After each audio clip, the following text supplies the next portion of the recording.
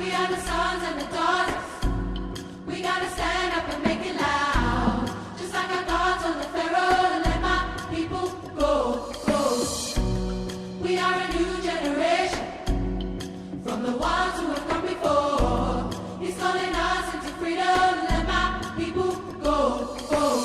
Wade in the water, we did wade in the water, children, wade in the water. God said it's gonna trouble the water. Wade in the water, we did wade in the water. Baniriza ku CRK TV erange enaku z'omwezi ziri musanvu omwezi ogwa Novemba 2021 Langa mbantuuse butereevu okubatuusaako programu yammwe ennungi emanyikiddwa nga Know Your Gospel Celebrity. Programu tusinziira muno mu Uganda, Africa, mu nsi yonna yonna okunoonya celebu owa gospel n'osobola okumanya ebimukwatako n'omanya kati akola ki ali oluddawa. Naye tunagenda maaso nsooka okubabuuzaako nnyo baganda bange Flavia, Freddy, Ibra, mwena Sandra, Devi, Abanaigat, mwena Uganda, mwena mbabuuzaako mwena abesinzidde okuba nga mutuba ku CRK gigenda gitya. Nate era nga sinabatwala wala mwena abanyigiriziddwa nsooka okubasaasira nate era nsooka okubazzaamu amaanyi nti waliwo mu Jeremiah neno scripture egamba nti Katonda amanyi plani zaffe, alina plani ennungi eri obulamu bwaffe era nga emaaso ng'ako waneno mu Jeremiah 29 verse 11 agamba, for I know the thoughts that I think towards you, says the Lord, thoughts of peace and not of evil, to give you a future and a hope. Then you will call upon me and go and pray to me, and I will listen to you. And you will seek me and find me when you search for me with all your heart. So baganda bange verse mbale njagala gibasomera nsooke mbazeemu amaanyi mwena abali awo nga muyamukoye muzitowereddwa Katonda agatogwamu amaanyi omunoonya n'onyiikira mu kumunoonya osobola omulaba osobola osinkana byonna byewetaaga mu bulamu kubanga feeza ne zaabu byonna abisinga olaba alisa ebinyonyi olaba alisa ebinyonyi ebitasiga ebitakungula naye ate gwe omwana w'omuntu osobola osula mu nnyumba ekutali bbaati gwe wanjabule nti osobola osula wabweru nedda olaba ayambaza binnamuŋŋoona olaba alisa ebinyonyi ate olwo gwe omuntu Katonda mu kifaananyi kye naye ate era agamba mu Matthew waliwo agambira nti Yesu yekkubo n'amazima n'obulamu ewatali ye tosobola kusenkana kitaawe. So baganda bange wena ng'oli eyo ng'owulira bikunyize noonya Mukama Yesu yekkubo n'amazima n'obulamu. Eyo katuveeyo olunaku olwaleero tulina omugenyi agenda okujja neno okubabuuzaako mugenyi wa gospel nnyo mukyala wa maanyi nnyo nnyini ddala era nga sigenda mubagamba wabula ngenda basurprise n'oyo mukyala wa maanyi nnyo mu gospel industry era nga sobola tugendako mu buyimba butono nnyo tukomewo n'omukyala ono.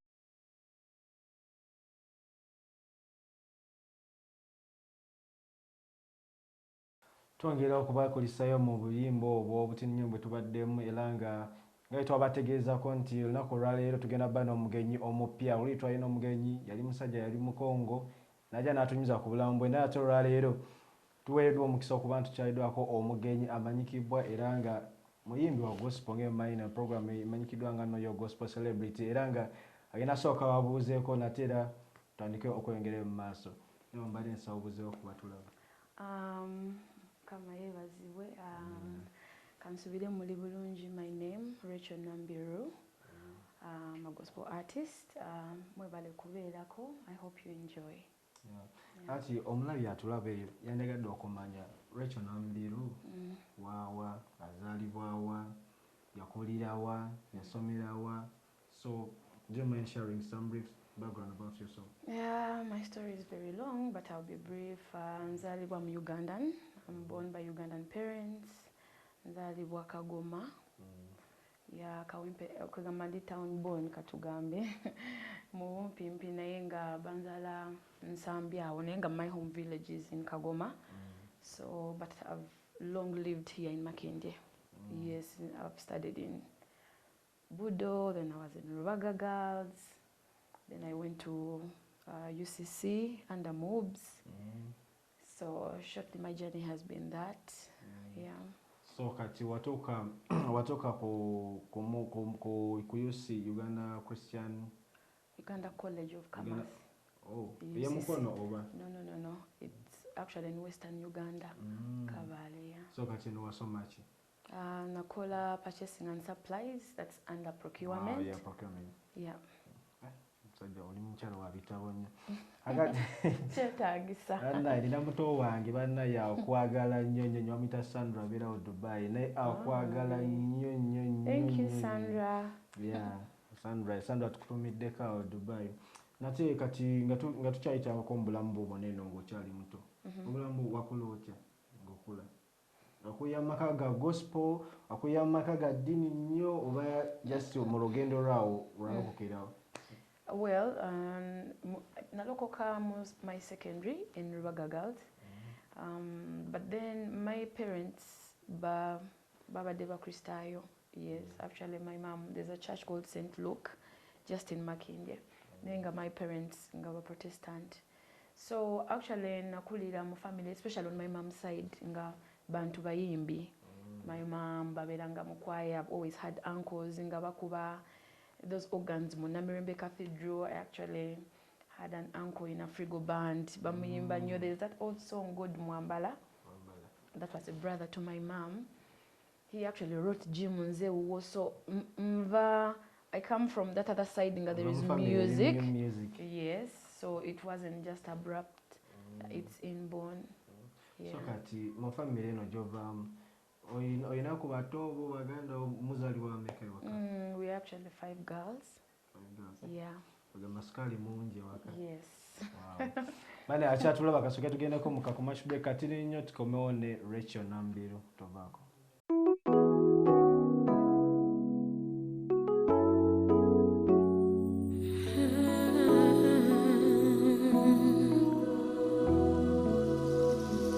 Tatanzize obulamu wensi bunsukirideko nkoze nfubye nguminkiriza nnyo n'ogubangubye munange nzize kimanyigwa talinde kulira n'abantu mbatya simanyi obaani lwenesiga olusa mayengo mangi ebisoto bingi n'ebibuuzo bingi tatanzize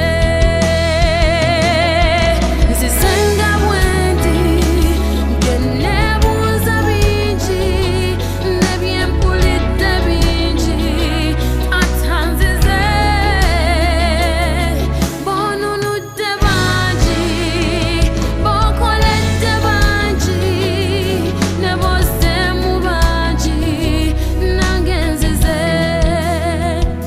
Tatanga nsabye emyaka n'ebisibo nfubye maziganga kabye n'endowooza oba oli wala nnyo ntatanzize olina bingi by'okola kati nze mbikobye gwe tososola nange jangu nkyalire nzize ebizibu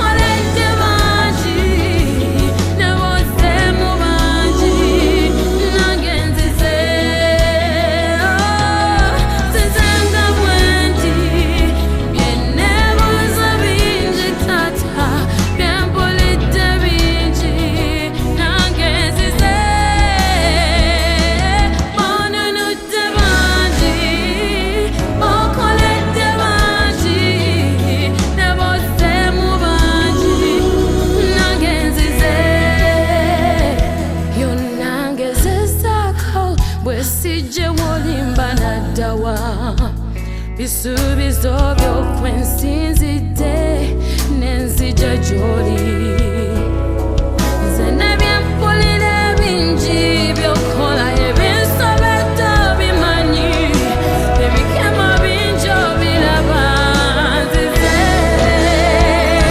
tata nzize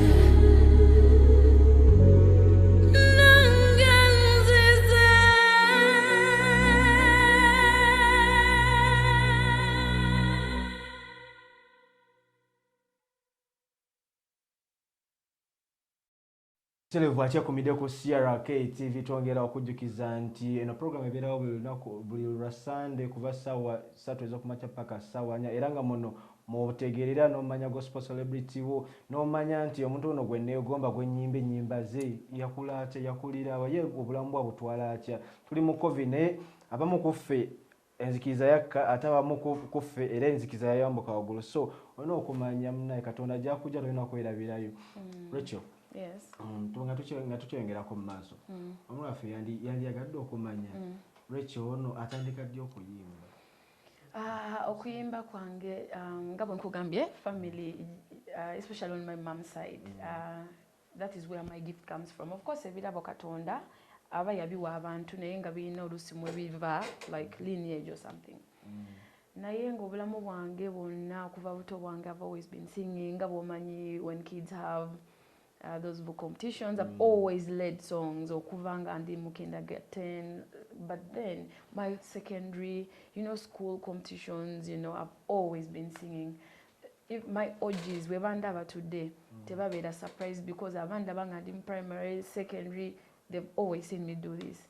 Naye okutandika okuyimba kangambe nti when the world or Uganda actually saw that this is Racheal Namubiru, that is when I came from Tasker Project Fame in 2010. Oh, so meaning wagendako mu projects mu gospel mu Bazita Music Awards competitions? Yes, there's that other gunde yabeerawo East Africa Tasker Project Fame. Yeah, so when I participated in that competition. Which year was that? That was 2010. 2010. Yeah. So that is when, because then we represented Uganda. Awo ng'olinga myaka emeka mu ebiseera wali okyali mu ssomero oba nga omaze nali nakafuluma my secondary I think. Yes. 2010. Yeah. Amukofe twali tukyali mu nga muli babebi bambi. I know. 2010 ali mu senior 3. I know. Then I was done with my studies actually. There, yes. Of course I continued, but I was done with studies. So kubanga bobera n'abazadde sometimes they want you to first concentrate. But then you're out of school. Naramukonga sinagenda mu college because of like money issues. So na participating. And what was your experience in Tasker Project?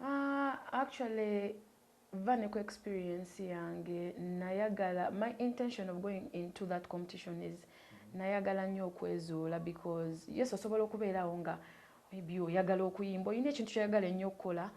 Now, yes, I needed an approval, approval eriku that standard ennungi nemanya nti these judges judging music an international level, let me say. Kati naye of course mu church nayimbanga nga of course people will always clap, people will always appreciate naye nga ngamba but that's not enough. I want to know or I can actually do music ebyaddala. So my intention going to Tasker nali njagala kwezuula because by the way kankusaba kati nekirimi wagenda mu Tasker project wagenda kuyimbanga gospel ba just zile nyimba ezensi like if someone out there you've ever followed Tasker Project Fame it's not gospel for them bali wo kufuna talent zabana okay tebajja kusosola nti onotojja but they will call someone go ine kirabo ekyokuyimba so it's up to you oba gwani oba gwani so for me it was like a platform nengamba banange ndaba bajaja abakavi ndaba abantu abayimba. I've always loved competition. Nadala mu kuyimba. Yes, so that is how I got there. My experience was good kubanga navayo nga ntegedde. Like chatwala banga ki mu Tasker Project? Gunde ezo zibeera around 2 months, 3. Yeah, you leave your country ne mugenda actually mubera in a house and then you're trained. And then you're trained in so many other things, but basically they want you to compete and make your country proud because we are different countries. Ati nga tuvude mu Tasker, obugendo obuvude mu Tasker, kyekyaddaako mu bulamu bwo?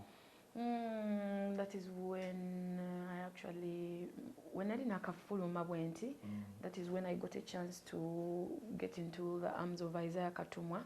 So that was my first management. Under record label, because yes. Isaiah in a record label, so it was a record label. Yes. No yingira. Gogena yimba gospel or yes. No, because then I already knew who I was and what I wanted to sing. So already navayo newe nali nyingidde eri, I had my reasons as to why. Naye so when navayo I was still the same person because jukira nali mu choir nga nyimba nava mu choir to actually get into that competition. So when vayo, that is when I joined Isaiah, and then that is when I actually released Nzize and other songs that followed. Tugendeko mu commercial break ati nnyo tukomewo tulabe ku nnyimba zino ezanzize.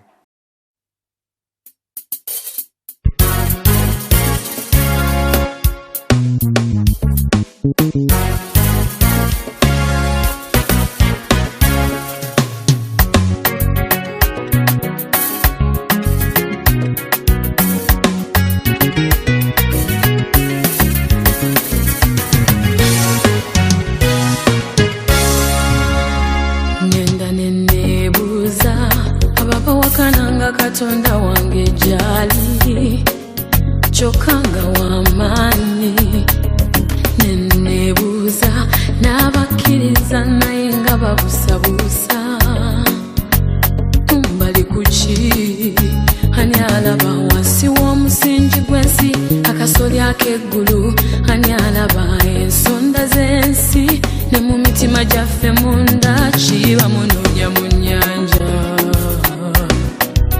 lwaki bamunoonya mu nsozi abamu bamunoonya mu miti kale ebitonde obutonde ani yatonda ebitonde ani yalembeka agayanja ani yatandika omuzadde ani yategeka amawanga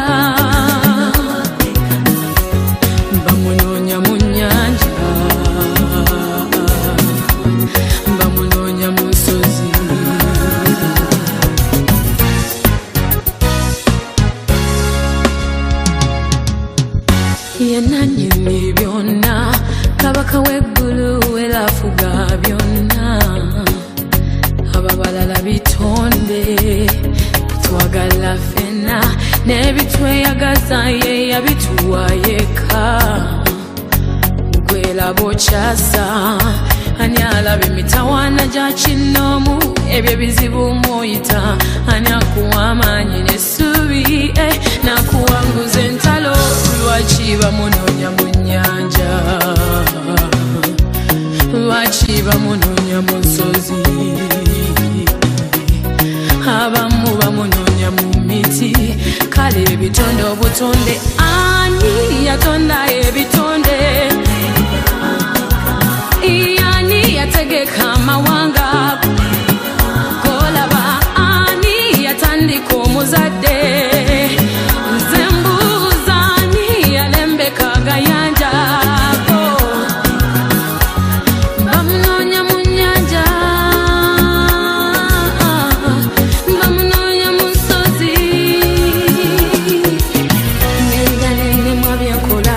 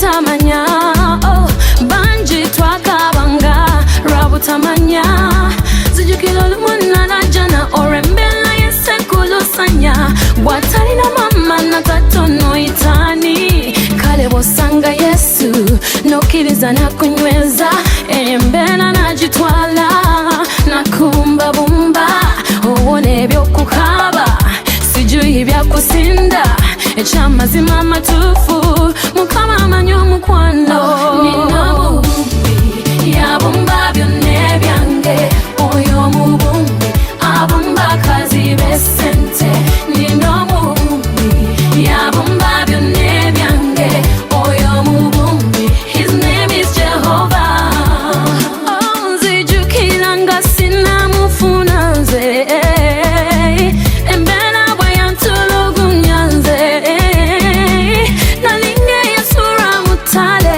eyawatalina mmere okuggyako wakasana naye nasanga Yesu emirembe nagibumba essanyu nalibumba nange kenyini namumbabumba nawe bw'osanga Yesu obona ebyokukaaba sijui byakusinda mukama alina omukwano nina omubumbi yabumba byonna ebyange oyo omubumbi abumba akazi b'essente nina omubumbi yabumba byonna ebyange oyo omubumbi his name is Jehovah nze yambudabuda nga nkoye nanyongera essuubi nga landira odakaye yanyiganyiga omutima yampembejja wembejja yenkumira ne gye mbeera arwanagana ne mbeera yonna ennumba negenda I'm a winner like a soldier I'm a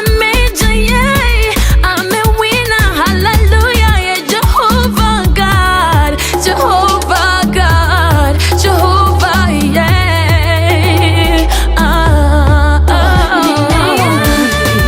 yabumba byonna ebyange oyo omubumbi abumba akazi b'essente nina omubumbi yabumba byonna ebyange oyo omubumbi his name is Jehovah nina omubumbi yabumba byonna ebyange oyo omubumbi abumba akazi b'essente nina omubumbi yabumba byonna ebyange oyo omubumbi his name is Jehovah Jehovah Shalom Jehovah Jireh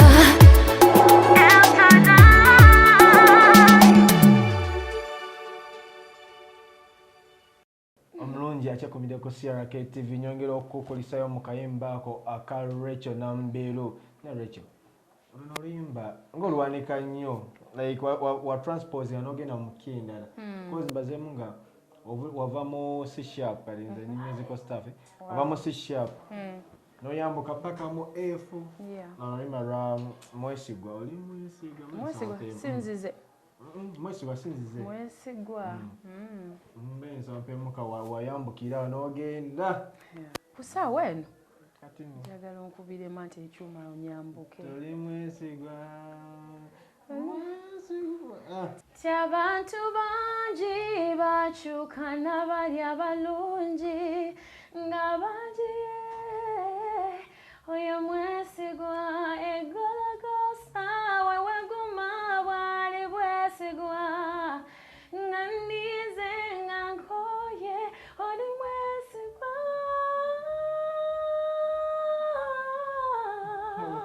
sigenda byona bayina gatta naye ngenza oyo ate nze ndi mu ddoboozi ddala bayina byona naye bano abantu boyogerako baani abaali abeesigwa ate ne no actually most of my songs njagala nnyo okutunuliza even myself n'abantu abalala nti God will always stand out.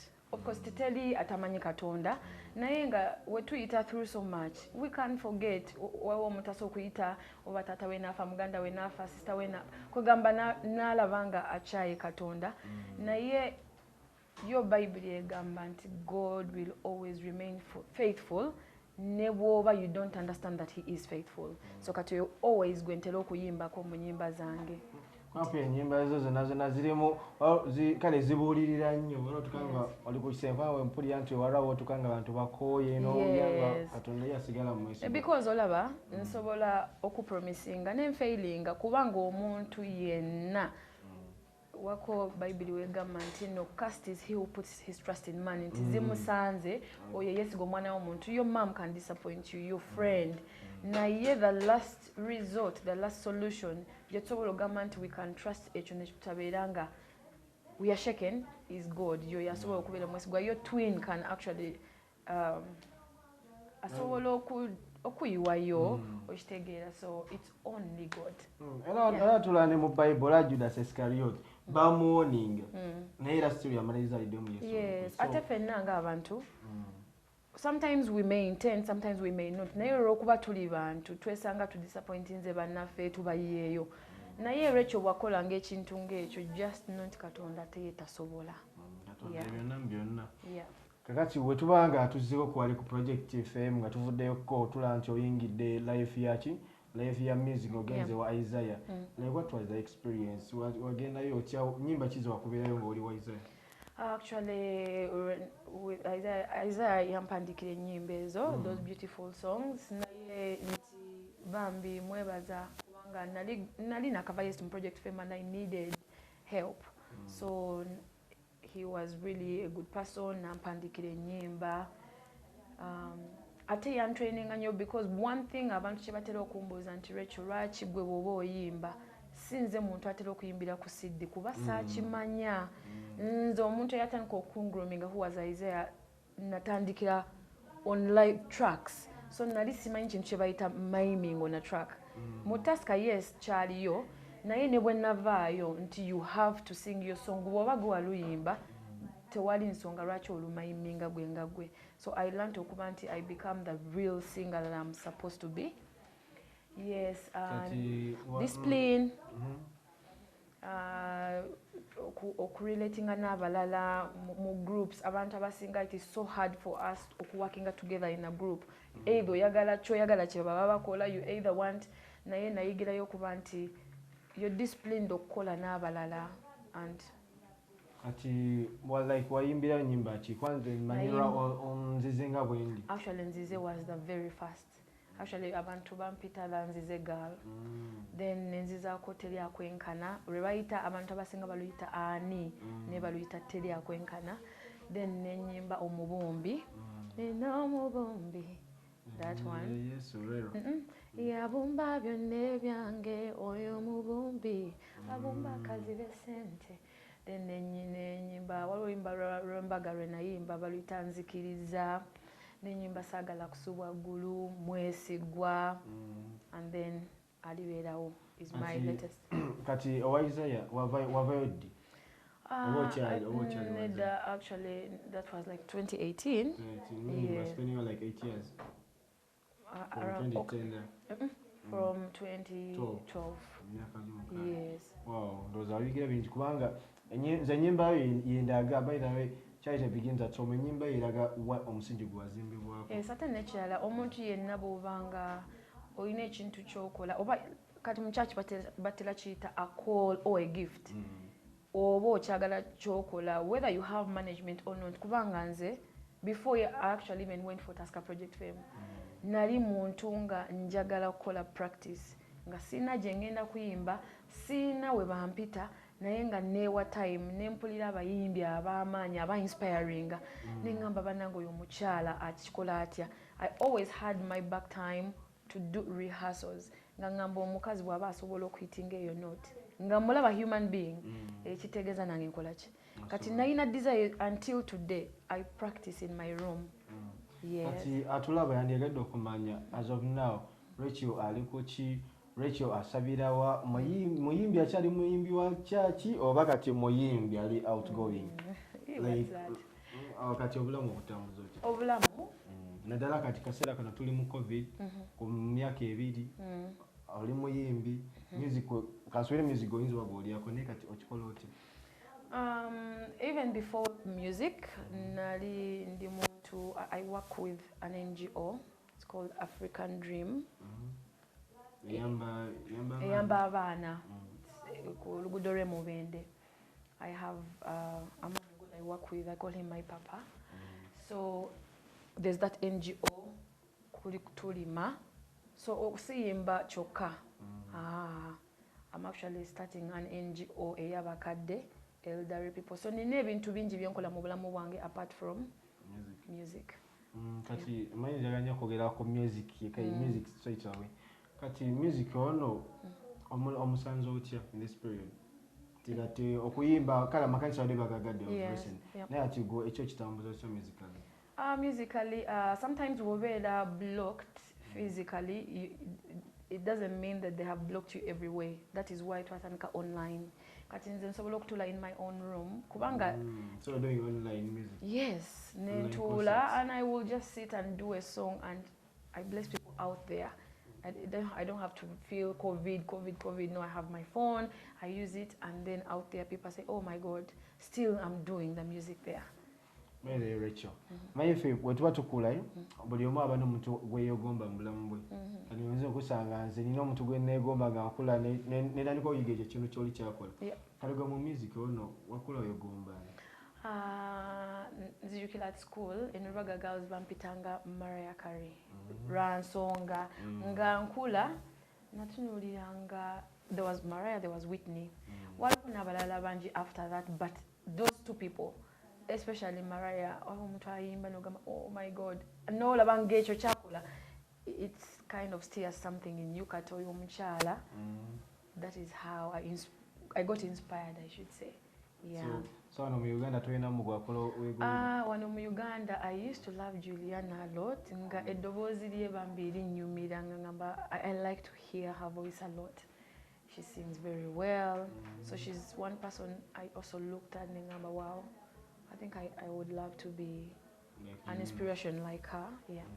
So musically, because when you buy the collab, or you just a single artist or you Neda. I've actually done some song with some group. It was from Canada.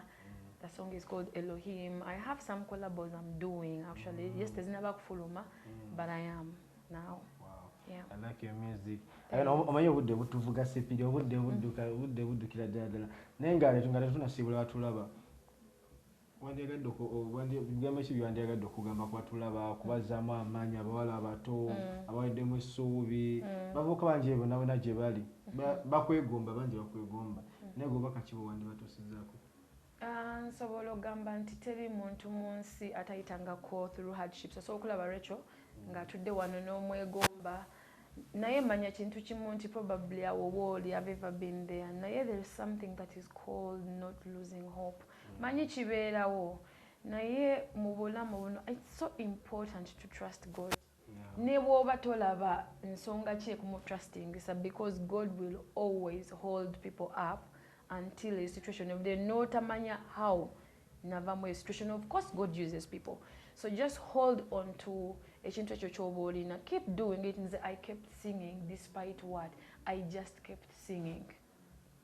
Yeah, so just always hope. Mayele nikulaba ne bingi byenina mu bwongo bingi byenina mu mutwe bingi binalyagadde okubuuzaako omuntu naye obudde bingi nnyo naye katwerekereza batulaba tujja kudda maybe next Sunday, who knows. Twogere kwa bingi bituna sharinga bingi nnyo katusabe batufuneko ku budde obulala twogere okutanya so kwa bingi njagala okubuuza. Kale I'm so honored mwebale kunyaniriza tujja komawo twogere. By the way nakolereko n'abakubi ba Blue Note. How are those guys by the way? Blue Note from Sierra Planet. Yes, I'm so happy to be working with them. Njagala nnyo, I'm a social being anyway. I like to meet other people. When meeting abantu abalala, for some reason I'm inspired more.